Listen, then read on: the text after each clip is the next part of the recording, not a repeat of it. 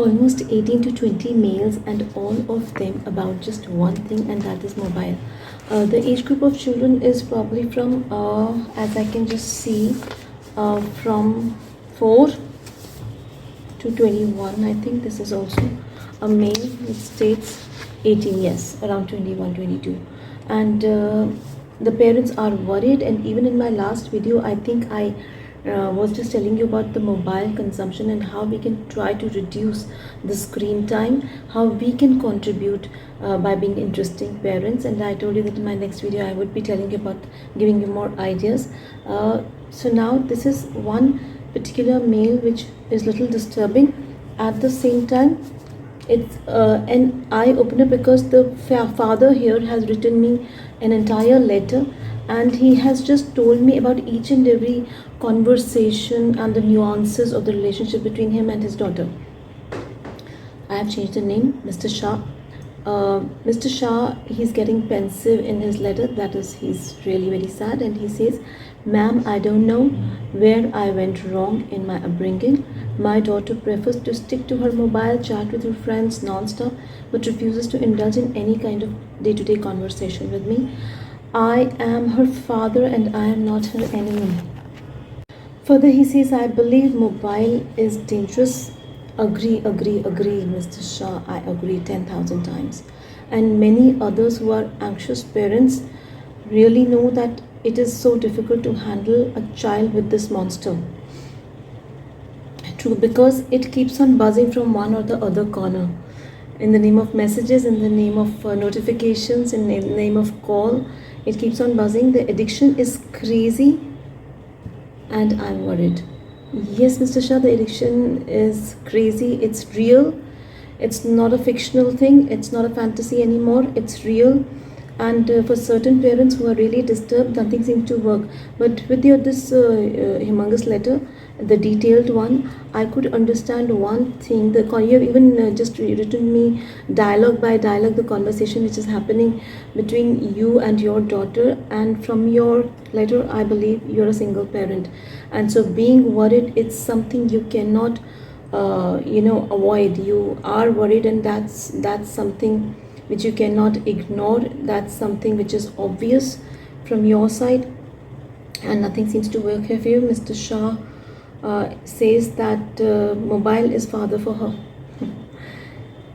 I don't agree for this, Mr. Shah. The thing is that your daughter prefers mobile, and there are certain facts which I would like to state here. What kind of father you are, I can just see from your entire mail, the letter which you have sent to me. But further, I'm a little inquisitive. I'm inquisitive about one thing. Are you a supportive father? I'm sure you are. You are a supportive, you're a caring, you are a positive kind of father. But at the same time, you seem to be a rule book parent.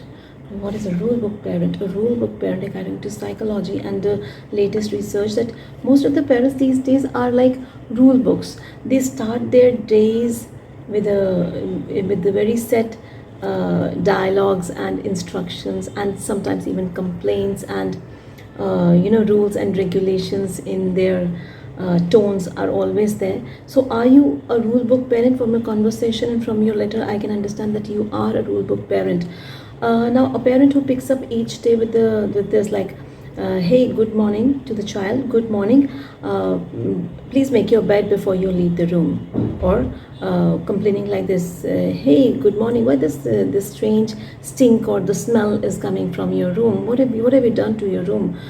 Or maybe just complaining about, "Hey, good morning.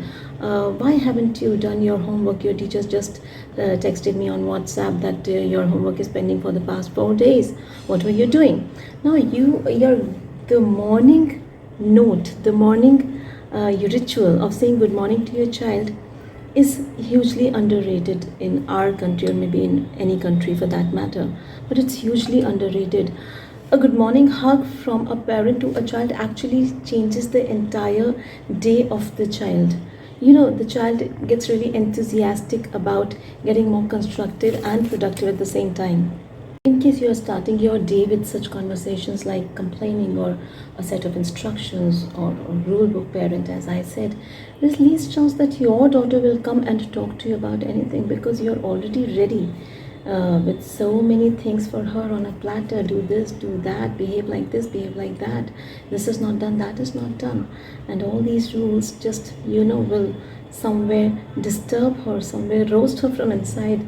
And she would she would just find any excuse to not to talk to you. It could be a mobile, for that matter, it could be her friends, it could be going for a walk all alone or taking a walk, and then at the same time maybe she could go talk to a wall but not you.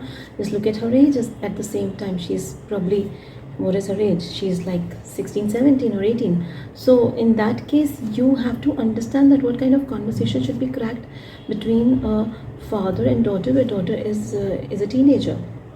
At the same time, mobile is just an excuse. She doesn't want to talk to you because of your these instructions, because of your good morning ritual, which is not a very healthy ritual according to me. It should be a very warm way of greeting. There should be a very warm way of greeting your child when you get up in the morning, and without any kind of instructions and all. You can just go, you can hug her, you can ask her how was the night and how she slept well or it was comfortable for her. Even if there are certain formal things like these, just do them daily. It should be a routine. It's a way to bond. You can't say that, we are not, we live in the same home, then what's the use in asking that, how are you and how were you comfortable. It's okay, you can ask. And the more you ask about the same things, she might enjoy that. She might not express. She might really like that attention. She might not express. But whatever you will say to comfort her, you should say. Me here that if you start your day with a very nice, positive, enthusiastic note, she might become an achiever. She might become a go-getter. She might get energized for the entire day and try to reach her goals faster. This changes, if we are giving some kind of negative treatment to anything, the entire life changes into a negative bundle. If we try to give a positive treatment to anything, the entire life changes into a positive bundle. So we have to understand it affects, even a small statement from our side to our children affects the child. The child is human, so it affects the child and it matters to the child. A small hug creates a lot of warmth and creates happiness, and a frown or kind of unhealthy or a rude expression or a rude comment, it may drift your child apart. Talk nicely to your child, there's no flip side to that. I mean, it always works. It always works. On the other hand, if you are negative in your approach, or if you feel that it's okay to give instructions in the morning and it's something very casual, it happens between the parents and the child, then I think gradually what happens is a trench gets created between the parents and the children. A trench which gets deeper and deeper over the years, and it is very difficult to cross that. It is really very difficult to cross that. Get into some self-analysis. Talk to her gently. Who knows, maybe she's waiting for some friendly conversation from your side, and maybe she's actually looking forward to talk to you and listen to you at the same time. Hope it helps. Take care.